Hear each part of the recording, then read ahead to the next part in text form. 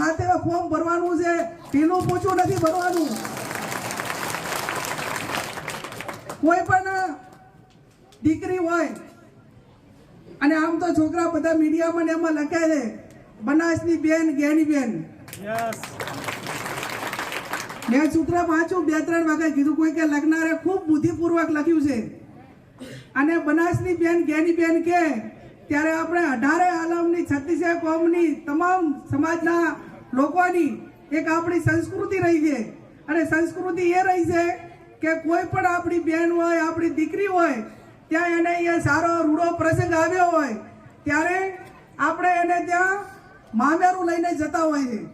એટલે પહેલી વખત એનું સંતાન પહેલું સંતાન પડે એ ટાઈમે કડા ધડા મામેરું હોય અને બીજી વખત બધા જે મળે કપડાં લઈ જવાનું હોય.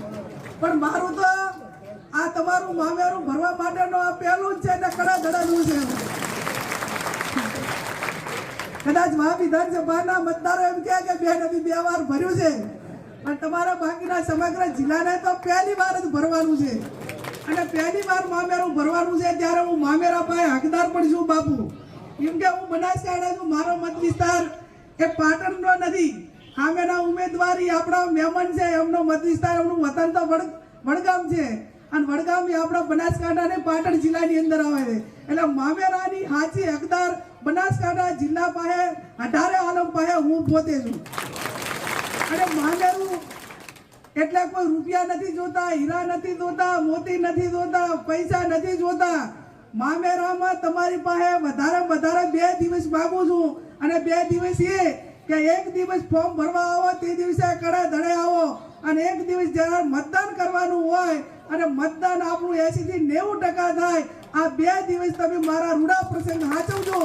અને જ્યારે પાલનપુરની અંદર મતગણતરી થાય, મતગણતરીની વખતે જ્યારે મજબૂતાઈથી પરિણામ આવે ને દિલ્હીના દરબારમાં ખબર પડે કે બનાસકાંઠાની જનતાએ, બનાસકાંઠા જિલ્લાના લોકોએ એક ગરીબ સમાજની દીકરી જે ઠાકોર સમાજની દીકરીનું મામેરું ભર્યું અને મામેરું છે અહીંથી કરીને દિલ્હી સુધી એની હાકલ થાય ને ઇતિહાસમાં એનું નામ લખાય.